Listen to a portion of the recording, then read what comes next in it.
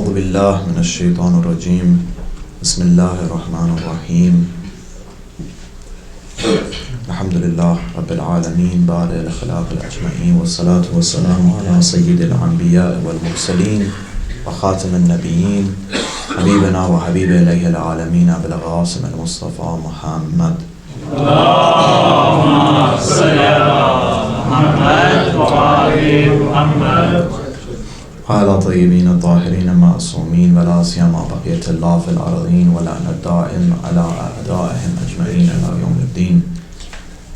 Assalamu alaikum to the brothers and sisters and our esteemed elders. May inshallah Hazrat Zahra salamullah alayhi have accepted our mourning for Abu Abdullah Hussein. And as you can see, if I'm not mistaken, tonight is the night of Taswa. And as you can see, these nights have gone by very quick. Before we know it, this golden opportunity that we have to go towards Allah through the ark of salvation, which is Abu Abdullah Hussein, is almost over. And before you know it, it will be Ramadan, and before we know it, the next Muharram. Even though that there is no guarantee, whatever age we are, that we will be alive for the next, for example, upcoming Ramadan or upcoming Muharram next year. And these opportunities, we have to use them the best way we can. It's like an exam. There's a deadline. For an exam, you study and you know that, for example, the exam will be on the 8th of July, 9th of July, or whatever date it might be. This exam is a continuing exam that you're giving, and you don't know the final day of it. That's the difference, this is the importance. And this is why Amir al-Mu'mineen, Ali ibn Abi Talib,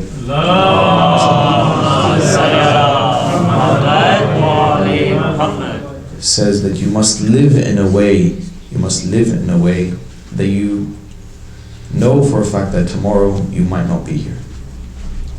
Tomorrow we won't be alive. And this is the fact. One of the awliya had narrated that one day he was passing by a house, and back then houses weren't, of course, made out of the cement and these bricks that we have today. Back then the houses were made out of clay and hay. They mixed these clay and hay together, and they used to make houses like that. So some time back, and this person, as he was passing by, what happened is that the corner of his shoulder or his elbow or some part of his body scraped on the wall, and it scraped some of the clay off the wall. And it was a normal thing. Sometimes it did happen, even to this extent. This is why he became one of the awliya Allah. Scraped on the door, on the wall. And as this happened, he went and knocked on the door to ask for forgiveness, and says, my apologies, this happened, and I need to, either help you fix it or pay some money for it, or even a small scratch. But he saw that the person wasn't there, no one was at home. So he waited for hours until this person came. And of course we might think of this as, okay, this is something small. For us, he was an awliya. But how is it that we live our lives, brothers and sisters? And by the way, they asked him, why was it so important? You could have come back yesterday. Why did you stay here? This is the point that I was trying to make. And he said, well, I don't know if tomorrow I'm alive. Maybe I leave from here and I die, and I will never be able to ask for forgiveness. Because there is no guarantee. See how he's living. Because there is no guarantee that I will be here tomorrow, therefore I will stay here. And even if I die on the spot, then I'm on the path of asking for his forgiveness. And this is the point. How is it that we live our days and we scratch not houses but each other's hearts, other people's hearts, and we're so easily offended, either in our communities or in our families, and we're not quick to go and ask for forgiveness? Why is it that it's so difficult? Why can we not get over the arrogance, for example? Even though we know it might be small, even though we might know that it is, they did something back to me, and they were offensive, and they said so and so. Is it my duty to, for example, and it's my responsibility for me to make him understand or her understand that no, you did this wrong, you were wrong to me. Is that my responsibility? Or is my responsibility to look after my own actions? Is after my responsibility to better myself? To better myself. If we look at the story of Abu Abdullah al-Hussein, you barely see the companions going and trying to persuade the other side to come on the right path. Abu Abdullah does it, it's his duty. He's the Imam, he's there to guide them. But those individuals, those true stars in the story of Karbala, what are they worried about? They're worried about themselves. They're worried about, for me to be in the right path. And then inshallah, yes, if we reach, then we can, of course, help others. But it's so easy. This one awliya cared so much about a wall that with just a little bit of clay can be fixed. Brothers and sisters, how hard it is to sometimes fix people's hearts that have been broken. You've said something, you've hurt them either in a community or in a place where it is not fixable. It hurts, it burns. Or sometimes we do things, especially here in the West, we might perform some acts that others will perceive Islam in a bad way. The perception is important. It's very important. We have to look at how it will affect them. How will their perception be about Islam? I'll give you a good narration. There was a person that came to Rasulullah sallallahu alaihi wasallam.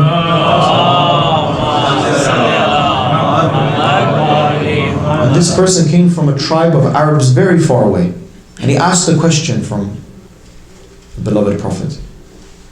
And it was famous that in this, for example, Arabic tribe or village, they put mim, the word mim, in their sentences a lot. It wasn't the normal Arabic dialect that they spoke. When he asked the question from Rasulullah answered it in the same dialect and the way that he was speaking. He could have understood Rasulullah in his own, but he answered in the same way. Answered in the same way. Now, this one hadith, we can speak about it for hours. And there's many points that we can understand from this. But one thing that we can understand is the perception of the person. The person doesn't see Rasulullah someone other than from his own people. He says, wow, look at Rasulullah's speaking to me the way we speak back home.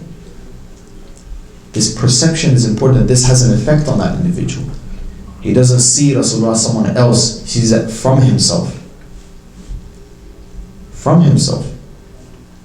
The nida that, for example, Imam Zaman alayhi salam speaks out.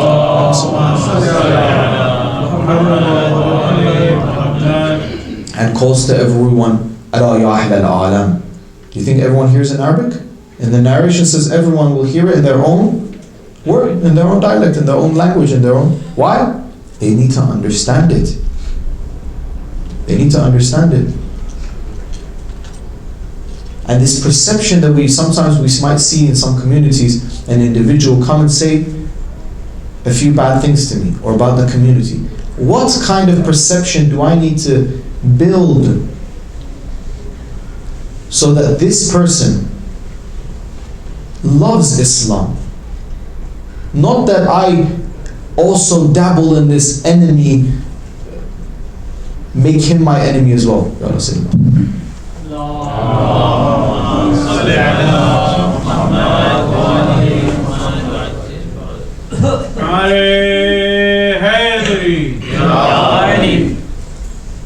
I don't make of this person an enemy. I don't think that, okay, this person is coming up to me and saying these hurtful terms and they are my enemy. No. Always take it as this person is the mustad'af, they are in need. Let's look at the beautiful narration from Imam Hassan alayhi salam.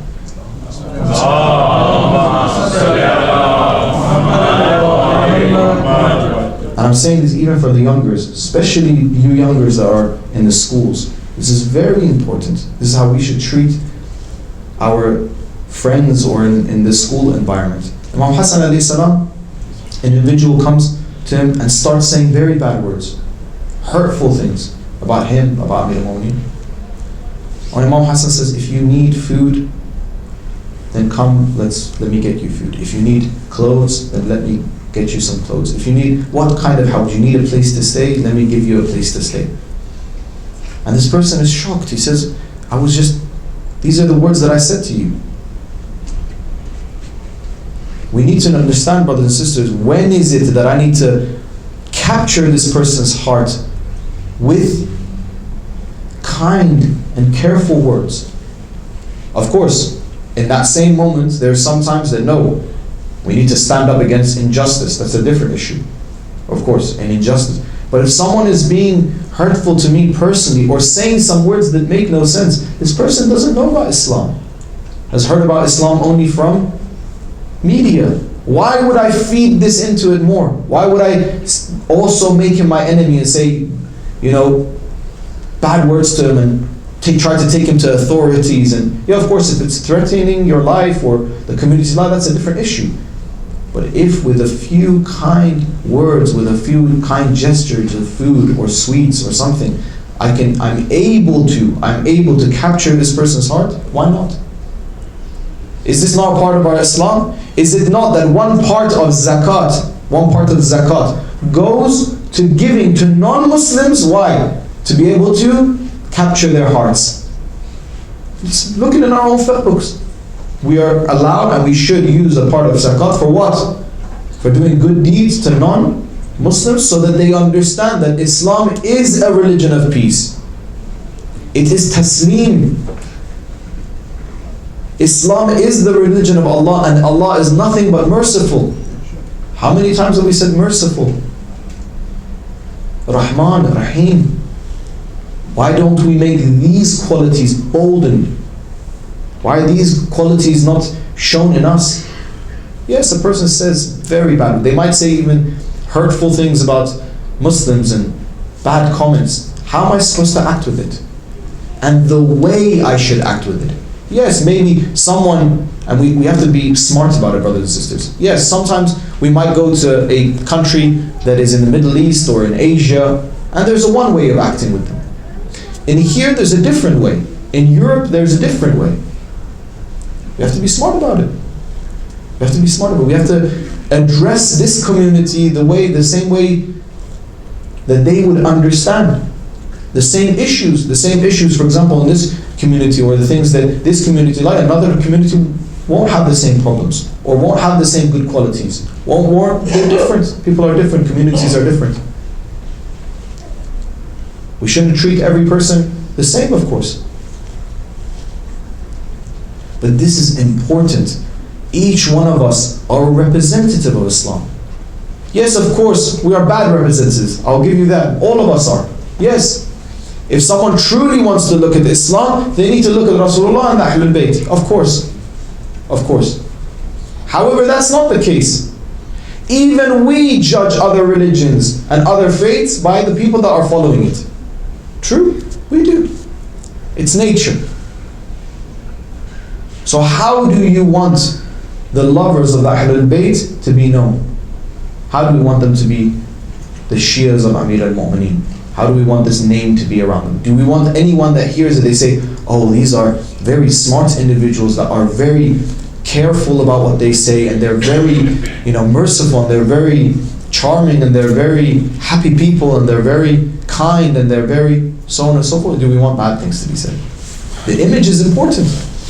The image is tabligh. It's the most part of tabligh. And I promise you, that is more effective than me coming and saying, oh, look, for example, the Quran has ijaz. Of course we should do that. That's in another step. That's another level. Look at the ijaz of the Quran. Look at how our laws in Islam are so good. Look at the beauty in Islam.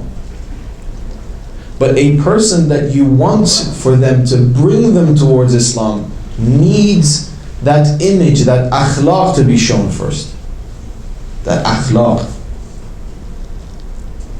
For example, elders, how elders are respected in Islam and how you should respect them.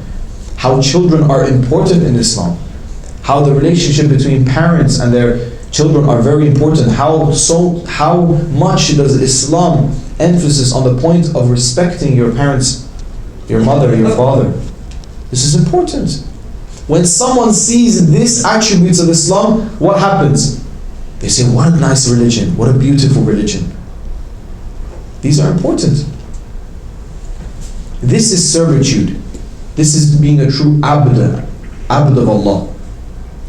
And if we look at the life of Rasulullah himself, he lived in a way that whenever someone saw his attributes and his akhlaq, they wanted to come towards Islam. Whenever someone saw the way that the Ma'sumin alayhi salam lived, they wanted to come towards Islam. Was it not so that so many people came to the house of Amir al-Mu'minin to eat, while Amir al-Mu'minin himself wasn't in the house, he was somewhere else, working in the fields and eating only what?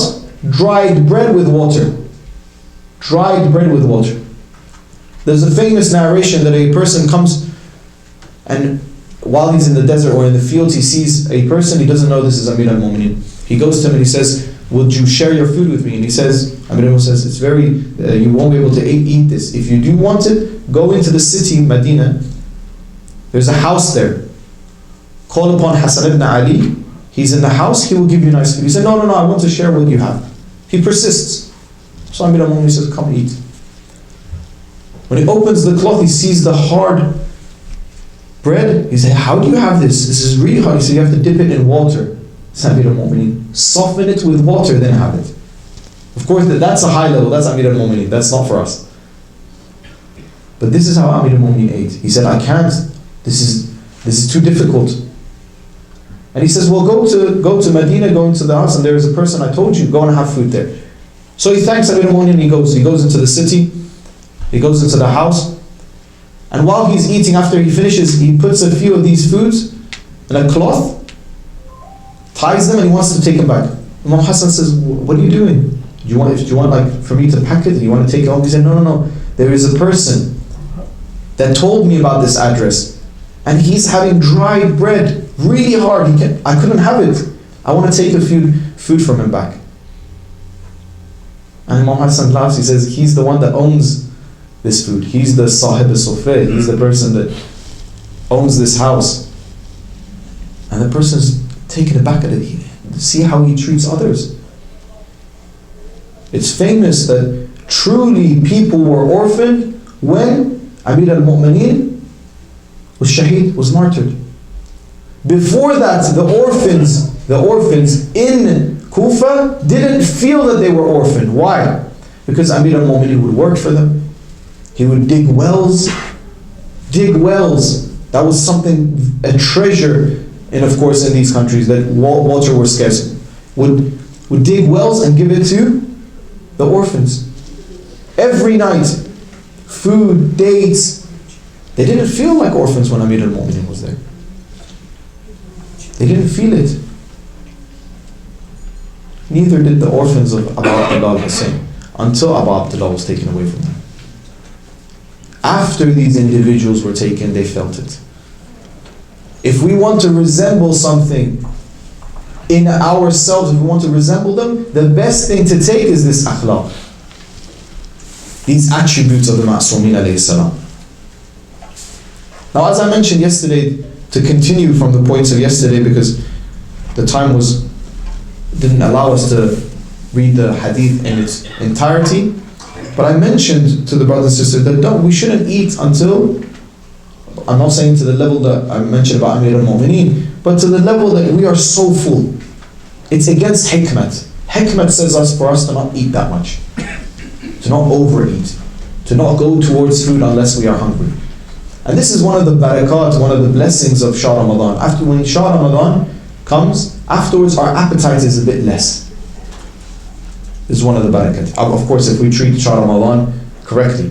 Unfortunately, I've seen that sometimes when the sun sets, they eat until sunrise. Not the whole time. Ibadat is like eating. Of course not. Not to that extent.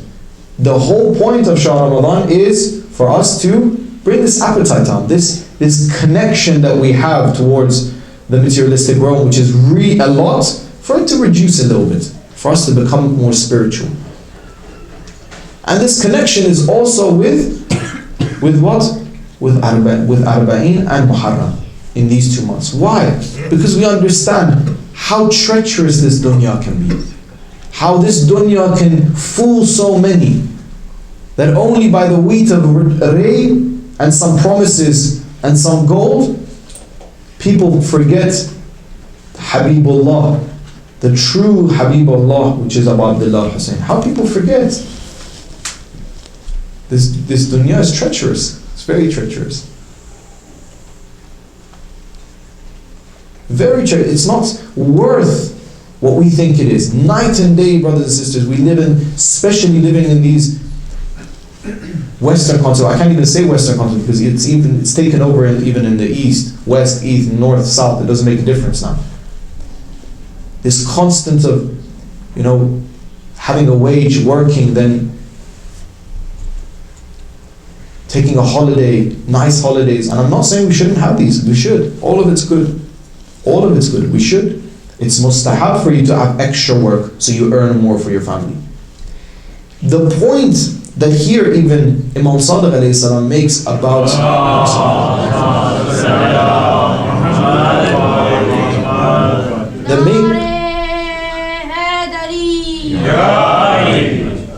that I want to make to the brothers, and this is a concept that many make mistakes, so I want to emphasize on it a lot, and please try to bear with me, is that in Islam, it's not a Sufi style of Islam where we say, come away from the dunya, and if someone enters your house, it should look like an empty desert, that nothing is going on in the house. No, of course not. That's actually the opposite of what Islam says. It's not like that at all. It's not like that at all. It doesn't say don't have these materialistic things. It says don't make it what you want more than ever. Let me give you a good story. A good story about one of the alims, if I'm not mistaken, about Mahmoud Arabi. So he writes a beautiful book in Akhlaq, and one of these darwish, and I'm going to explain what they are, reads this book and he wants to find this alim.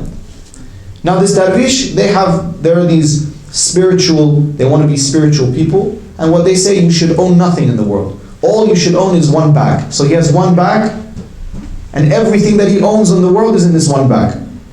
And throughout the day, what they do is they perform zikr after zikr and read, for example, du'as and do prayer. So he reads this book, he finds this akhlaqi book, and he says, this is a really good book. Very good. I need to find the writer of this book. I want to meet him. So he goes around and he finds him finally. When he finds him, he sees it's a huge house. A huge house. And there's merchants coming in and going, and there's deals being made in the house, and there's a courtrooms, they're giving a judgment and so on. And so there's basically, it's busy. And he says, where is this? He says, oh, this is the house of so and so. He said, that's the person I'm looking for. That's the person I'm looking for, okay. He's shocked by it. He's shocked. He says, well, where can I find him? He goes and he sees many things that happen in this house. And he finally finds him. And they sit down and they start speaking, and he says, listen, I wanted to find you because of this book. You wrote such a beautiful book. What's this? What's all this dunya you have? What's all this materialistic realm you have? This is all material stuff. Did you not say that we're not supposed to be materialistic in this book? So he doesn't give him a response. He just laughs. He says, let's go for a walk. Goes for a walk. Okay, let's go for a walk. So they take a walk outside the house. They walk until they're in the outskirts of the city. And while they're walking, this darwish remembers, oh, I left my kashkul, that bag, I left it at your place. And he forgets, he says, we have to go back. That's all I have in the world. That's all I have. And he keeps on to say to Muhammad, I have to go back. Everything I own is in that. And he starts laughing. He says, see, this is the difference. All you have in the world is this one bag. It's in this one bag. But as soon as you leave it somewhere, everything right now in your mind is not Allah, it's not praying, it's not anything, it's all in that bag. But you saw how much stuff I have. I've left all of it. For me, it's all the same. If I lose it or if I have it, for me, it's all the same. The point is not having things. If I see, someone has a lot of things, okay, so this person, they're not very Islamic. Or someone doesn't have things, that's why they are. These pointers are not the reason for someone being spiritual or not spiritual. This is not the pointers of someone being a good person, a good Muslim or a bad Muslim. No. It's about how much they are attached with their hearts to these things. Otherwise, you know how Amir al-Mu'minin lived. What about Imam Sadiq? They came to Imam Sadiq, they said, we've seen how your father Ali dresses. Why is it that you wear qabas, these dresses, or like these tashes that are very colorful, very nice? And Imam Sadiq says to him, because there's two reasons. Number one, at that time the Muslimin were very poor. Now the Muslimin are they've conquered some land, and most of us are very at a good, for example, wage. They have good wages, they're making deals and they're merchants and so on and so forth. And number two, he was the Khalifa at the time, because even according to Al-Sunnah, he's the fourth Khalifa. I have no Khalifa to role. The role as in this dunya realm, he does not. Of course, he's the Imam. But situations are different. But is there a difference between Imam Sadiq and Imam Ali? Of course not. So both of them, this material, even if they use from it, or even if they don't, it's all the same for them. It's all the same for them. Of course, in the time of Amir al-Mu'minin, his duty was what? To have the hukumat, have the government, to control it, to try as much as he can for people not to change Islam. In the time of Imam Sadiq, what was his duty? Bringing up students. That's what he did. Imam Baqir alayhi salam, Imam Sadiq alayhi salam. Why?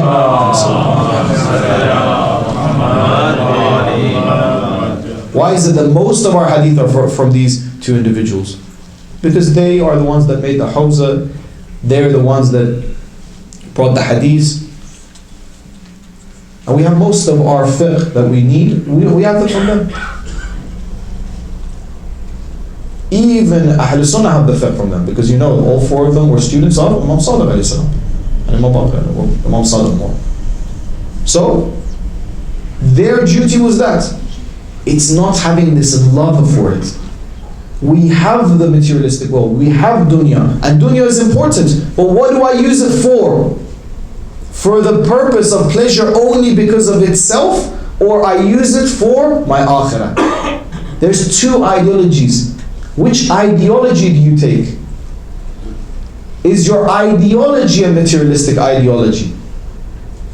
Or is your ideology an Islamic spiritual ideology? This is two different things. Whether we have money or we don't. Sometimes Allah has tested someone with wealth, and they have wealth, alhamdulillah. How are you going to treat your wealth? Are you going to help others? Are you going to give to the community? Are you going to try to use this for bringing Islam, awareness in Islam? Allah wants to test them in this way, and they have wealth, and they can reach Allah with this wealth.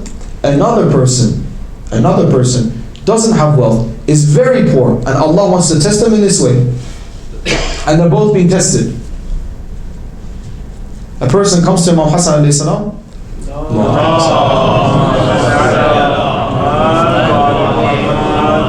and says to Imam Hassan, I love poverty. When I'm poor, I am more connected to Allah. Imam Hassan replies to him, you know what I love? I love whatever Allah loves. Not that I love poverty. No, sometimes I will be tested with poverty. It might happen. Sometimes I will be tested with wealth.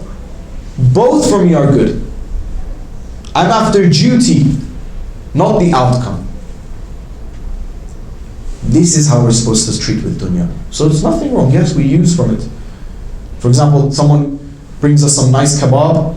If we try to find some nice kebab, we say, no, I don't want to eat this because I want to be, for example, very spiritual. I want to elevate myself. No, eat the kebab. Don't eat too much.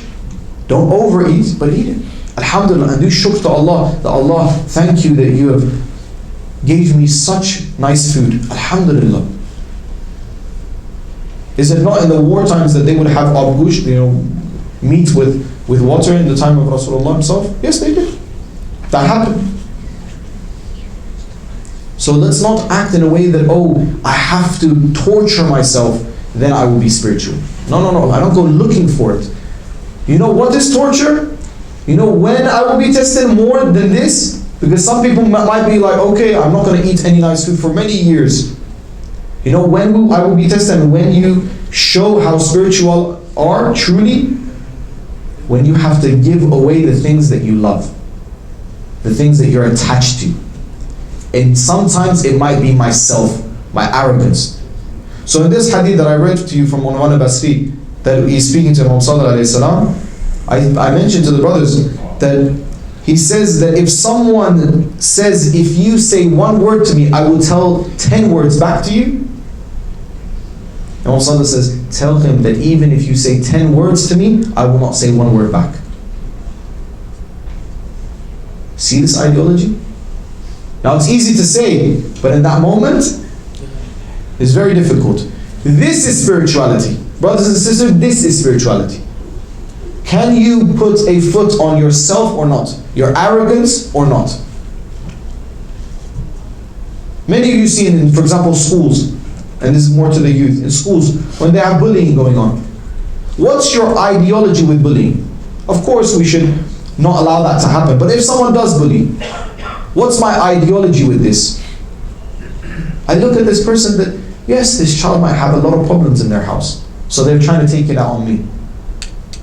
Not that I come with trying to be their enemy. No, they have many problems. First, let's try to understand them. Let's give them the benefit of the doubt. Let's say they have problems, you know, they won't understand it. Media has had an effect on them. Maybe I can change them. I'm talking from experience. This has happened before. Try to treat them in a way where you want to befriend them or be happy, be kind to them. See if it works. Yes, after that, if you see a few times, no, this person has a prejudice against us, then leave it alone. As the next part of the hadith says, Imam Sadiq, he says that if it is someone that comes and accuses you of something, someone comes and accuses you of something, this is what you should reply to them. You say, if what you accuse me of, I am guilty, may Allah forgive me. And if you are lying and I haven't done so and so, then may Allah forgive you and guide you. SubhanAllah. Imagine saying that to someone. Imagine they're in fire, and as soon as you say this, they're in shock, they calm down. They say, what did you say? I thought you were going to say 10 things back to me. I said, no. If what you say, you've accused me of so-and-so crime, if I have done it, may Allah forgive me. But I'm not aware of it. And if you are false and I haven't done that, may Allah forgive you. I'm asking for His forgive you and also guide you. Why can we not take these words, brothers and sisters, and take it to the bank and try to preserve it? Try to put it in a museum. We should write these words of Imam Sadiq with gold and put it in a museum. And you can see now, these words of the Ma'asumin alayhi salam, they're taking the quotes for themselves. Even recently, I saw in the UN, they had a quote from Nahj al-Balagha. This is our Imam. This is Amir al-Mu'mineen saying these quotes. Of course it will be gold. Of course you want to use it. Alhamdulillah, at least there they said that this is from Imam Ali. Some places, and I've seen this, some philosophers that are from maybe 200 years ago, 300 years ago, they said quotes exactly like quotes of Amir al-Mu'mineen. And now it's after their name. Let's say they even didn't hear it from Amir al-Mu'mineen. He said it 1,000 years before you did. We should write these words with gold. And after we write them, try to live by them. Try to live in the same way. Because these instances will happen in our lives, brothers and sisters. Whether it be with strangers, whether it be in the workplace, whether it be in school, whether it be with my family, whether it be my siblings, in different places. How many times is it that families have broken up because of inheritance? How is it? This is when shaitan comes in. How many times has it been? Why don't we give benefit of the doubt to our siblings? Let's listen, come together. Let's do the same way that Islam says. Forgive. I know some families, they haven't spoken for years because of this. Even if they're in the wrong, even if you believe that they're in the wrong, and we sometimes don't know the whole truth, but even if they are in the wrong, is it worth not speaking to our family and our siblings? That as we have hadith that my prayers are not accepted, Because of money?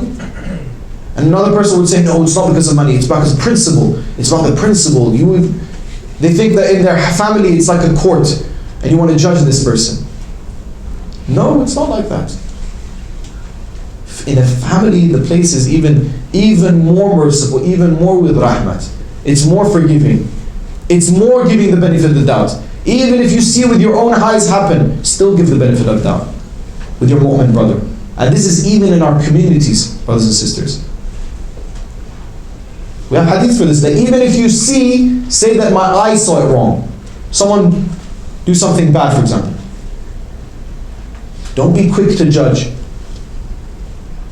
Don't be quick to do bara'ah, to say, this is not of me, and you are against me, and you are on one side, I am on one side. These are akhlaq, these are the important things. We can come and hear until tomorrow, until next year, and speak every day about Abu Abdullah Hussein, and say his qualities, and say how great of a person he was, how Abu al-Fadl Abbas, how Hazrat Ali Akbar, all the stories. But if we cannot adopt it in our own lives, what is the worth? I'm saying something that they did. Alhamdulillah, they have paradise. They're very high. How will I increase? How will I reach them? How will I reach them? Will it be in a way when I see Abu Abdullah on Yawm al-Qiyamah, he says, go, leave. What part of your life was Husseini? Why should you enter this ark? How did you live? And na'uzubillah, let it not be in a way that I said his name and I lived in a way that it was bad for Abu Abdullah's image. That I did something that was bad for the image. How will we face the Imam then? How will we face it? When Imam says, you couldn't once show kindness because of me, forgive because of me. A beautiful narration from Ayatul Bahjah. He says, how is it? It's a lie. It's a lie. He says it's a lie. If someone says they love the Ahlul Bayt and they do the things that the Ahlul Bayt don't love, the things that the Ahlul Bayt hate, they do it and they say we love the Ahlul Bayt. If that's really true, Ahlul Bayt hate sinning. Their words, it says it's najasat. We hate it. We only do the things that Allah wants us to do. Is it not in the Ziyad al-Jami'? فِئْلُكُمْ فَقَدْ فِئْلِ اللَّهِ. They're fi'l. The things that they do is the only thing that Allah wants them to do. And I say that I love them, but my attitude and my actions and the way I live my life looks nothing like them. Who am I trying to fool? Myself? Who am I trying to fool? And I'm speaking to myself first, brothers and sisters, of course. We have to try to live like them, become like them, adopt their lifestyle. Look at the companions. Look at the companions that were with Abu Abdullah Hussein. If you can, please, brothers and sisters, in these nights, and we should read them, read the quotes of Abu Abdullah Hussein when he's leaving Medina towards Karbala, towards Kufa. See the things that he said to his companions. How did he prepare his companions to become shaheed, to have the shaheed mindset? And then we can learn how to live so that we can be also a shaheed. It's difficult. Of course it will be difficult. You think the story of Karbala was easy? It's easy for us to come in here and just mention it. Living it, is it easy?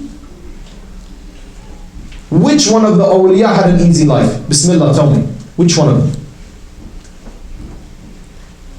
Which one of the imams had an easy life? Each one was a shaheed. And look at their ages. Did any of them live until they were in their elderly life? They were old? None of them. Worse, look at the age of Hazrat Zainab. Look at the age of Hazrat Ma'sooma salamullah alayhi. Look at the age of Hazrat Zahra salamullah alayhi. Which one of them lived a full life? A good life? Why do we expect, if we're their Shias, for us to everything to be good and cozy? And why is it that we only want our religion for comfort? Why is it when our religion is for our discomfort, we put it away? Oh, this part, it doesn't really suit my lifestyle. It's difficult.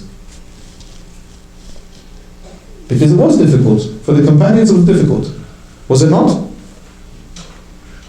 We have until 30. Haydari.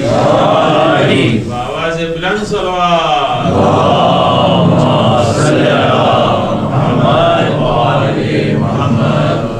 Another point that the Imam says, brothers and sisters, is, and we're running out of time and I wanted to put more emphasis on this one as well, is that if we do not know something, and these are the three last parts of the hadith about knowledge, which knowledge is very important in Islam, the last 3 points is to ask scholars what we do not know. If we don't know something, we go and ask. Just the same way if we're sick, we go to doctors. The same way that we are, for example, we need a mechanic, we go to mechanics. It baffles me sometimes that in some communities, the last thing that we do, we go, and we know all of this, we don't go to any person for a mechanic. But when it comes to religion, all of us give fatwas. And we're so quick to give fatwas. No, the Quran says this, and the Hadith says this, and it is very important for us to find a reliable source. A reliable source, and I'm saying not everyone with for example, Imam, I'm not saying that, of course not. We've seen, many of us know. No, a reliable source, a source that is trustworthy. And at the peak of it are maraja. Our maraja are at the peak. They are reliable source, of course. At the peak. For us to go and ask if I don't know. Whether it be theological questions, whether it be philosophical questions, whether it be ahkam questions. Now ahkam is very easy. Now they have sites. Please try to adopt this habit of going to sites and learning how to get the hukm from the sites. It's very easy. You don't have to depend on anyone. The site is there itself. And especially most of the people in the West, for example, are in the Ubudiyyah Sistani. Very easy. Their site is very good. You can search in English, in French, if I'm not mistaken. And you can go and find your fatwas. Have a connection with it. If you don't know something, quickly go and try to find out the answer. It's important. Have a connection. Ask. Asking the scholars is important. In Nahj al-Balagha, Amir al-Mu'mineen says this. He says, orbit your vali. In the sense of the vali that has not just any vali, of course, a religious vali that you go to. Your marja, or that representative, asking them, having a connection with them. Learning constantly. If they offer a book, they say, for example, read this book. Yes, split it up into sections, start reading it. Knowledge is something that in Islam is very important. Let's go after it. Let's go after it. And when we ask, my last points, when we do go and ask from these scholars, let's not base it solely on my opinion. Sometimes this is the unfortunate thing. We go and ask a question, but what we're looking for is the answer that we want. We have already an answer prepared, and we want it to fit this answer. No, sometimes it won't be fitting the answer that I want. It will be some answer that I might not like. If it's from the correct source, then we should accept it. It might even be difficult. Like for example, I mentioned Homs yesterday. It might be difficult, but that's the hukm, and I must do it. This is where you'll be tested. This is where we will be tested. And also, na'uzubillah, not to go and ask so we test the person. This is another thing that Imam Salar in this hadith says. Not that we want to test this for, let me go ask this question, so I test them if they know or not. This, according to Imam Salar, burns your knowledge. It burns your ilm. It burns our ilm. And lastly, giving fatwas to other people. If someone asks me and I'm not, of course, a professional, that's not my profession, or I don't know, Imam Salah says, do not get your neck to be bridges for other people, so that they pass through your neck. They go to heaven, but because you misguided them, you're the one that your neck is on the line. Imam Salah says, run away from giving fatwas yourself, like you're running away from a lion, from an asad. It's in the hadith. Unless, of course, we certainly know something. But to point in the direction that they are supposed to, and they're supposed to go in that direction. They're supposed to be used to going to the scholars for these information. Inshallah, that all of us can act according to the Ahlul Bayt, and all of us can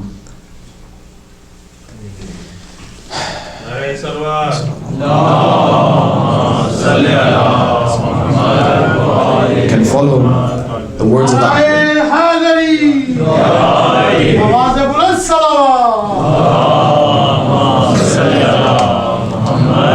Inshallah, that we can truly follow the words of the Ahlul Bayt in action and not only in words. And that by these nights, Abu Abdullah al-Hussein looks upon all of us, and we truly use from this ark of salvation to better ourselves every day. And may Allah, inshallah, protect our ulama and maraji' from anyone that is looking to hurt them, inshallah, by the tawajjuhat of Imam al-Zaman Ruhi ba'abahuna li-maqdamah. Bismillahir-Rahmanir-Rahim. Brothers and sisters, it's a night of Tasu'a. As you see, it's almost over. These are the last opportunities we have to cry for Abu Abdullah al-Hussein. These are the last moments that we can cry for Abu Abdullah al-Hussein in these beautiful nights. Let's get used to crying for Abu Abdullah al-Hussein. Tomorrow, of course, is the night of Ashura. And then, of course, Tasu of Sham al-Qariban. Let's get used to crying for these nights. We're preparing. As-salamu ala al-Husayn wa ala Ali ibn al-Husayn wa ala awlad al-Husayn. Brothers and sisters, this is not just a moment of war. It is a moment of great jihad. It's jihad al-akbar, jihad of letting go. Why is so important? For example, then that night that Hazrat Ibrahim had to sacrifice Hazrat Ismail. Let's look at this night. There's for Hazrat Ali Akbar. Let's look at Hazrat Ali Asqar. What did Abu Abdullah have to give for Allah? Ya Allah. There's a narration from Sayyid ibn Tawus saying, when none remained except for the family, فَلَمَّا لَمْ يَبْقَ مَعَهُ سِوَى أَهْلِ بَيْتِهِ خَرَجَ عَلِي ibn al-Husayn. No one but the family of Rasulullah was only there. That's when Hazrat Ali Akbar had to go to the battlefield. وَكَانَ مِنْ أَشْبَهِ النَّاسِ وَجْهًا وَخُلْقًا وَمَنْتِقًا بِرَسُولِكَ. He was the person that resembled Rasulullah the most, whether it be in the way that he looked, whether it be in the way of his attributes, the way he thought, the way he spoke. Everyone was shocked at this. Of course, the people that were in the side of Yazid, those people do not even like Rasulullah. If they did, they wouldn't do this to Abu Abdullah al-Hussein. He sought permission from his father before entering the battlefield. Ya Abu Abdullah did not hesitate to say to Ali Akbar to go. He did not hesitate. Of course, for other people's children, he always hesitated. He said no until he saw the letter from Imam Hassan alayhi salam, until he saw the letter from the fathers of the children of Hazrat Zainab salamullah alayhi. But when it was to his own children, he did not hesitate. When he came to ask permission, he said, go quickly. لَنْ تَنَالُوا بِرَّ حَتَّى تُنْفِقُوا مِمَّا يُحِبُّونَ. You will never attain righteousness. You will give for that which you love. But the Imam with a broken heart gazed at his son. نظر إلى نظر آيس. He looked one more time at his beloved son. He lowered his head, weeping deeply, then raised his face to the heavens and cried, Allahumma ash'ad faqad baradha alayhim qulamu ashbahu an-nas bi rasulik. O Allah, bear witness, I am sending into battle a young man who most resembles your messenger. Whenever we miss the beloved Rasulullah, we look at Hazrat Ali Akbar. Then he turned into anger towards Ibn Sa'ad. قطع الله رحمك كما قطعت رحيمي. Allah, serve your tears as you have served mine. Brothers and sisters, there's a few narrations that I hope these narrations are not true. I hope they are not true. Today I want to say to both of them, one Hazrat Ali Akbar and Hazrat Ali Asghar. It's narrated that Hazrat Ali Akbar fought a great fight, taking down many with himself. But they said the only way to take him away is to make him resemble Hazrat Zahra. One person with his spear piercing his ribs. What they had to do is to resemble the Kucha of Bani Hashim, the street of Bani Hashim. So they made a street on both sides as he was going with his horse so that they can take him down. They said he needs to resemble like his grandmother, Hazrat Zahra. We can only take him down if we throw stones, if we take him under the hooves of the horses and make him irban. Brothers and sisters, there's not much time left. I just want to leave with one thing, one narration that I hope that this narration is not true. If you have but tears left, shed tears for Hazrat Ali Asghar. That this is beautiful 60-month-old child, after, of course, you know the story that the arrows had pierced his throat. Abu Abdullah couldn't take him back to the tents. So what did Abu Abdullah do? There's a narration that he buried him behind the tents. And when they were taking the tents over, everyone was gone, and they were taking the tents over. These soldiers, what did they do? They saw at the back of the tents there is a hillside. It looks like someone's buried something over there. So what did they do? They pierced it with spears at the dead body of Hazrat Ali Asghar. That beautiful body, the size of an arm, being pierced with spears. Allah, Ya Allah, may this narration not be correct. But when they took it, they saw that there was a treasure higher than what they thought. There was not gold there. There was the beautiful body of Hazrat Ali Asghar. What a beautiful body, that his blood that was thrown in the skies never came down. Allah took it for himself, as He does, and He picks every flower for Himself. And the greatest being Abu Abdullah al-Hussein. سَيَعْلَمُ الَّذِينَ ظَلَمُوا أَيَّ مُنْقَلَبٍ يَنْقَلِبُونَ. Ya Allah, Ya Allah, Ya Allah, Ya Allah. May Allah, inshallah, with this night, brothers and sisters, fix our hearts and our souls and be the true companions of Abu Abdullah, and in this time be the closest companions of Imam Zaman alayhi salam. My last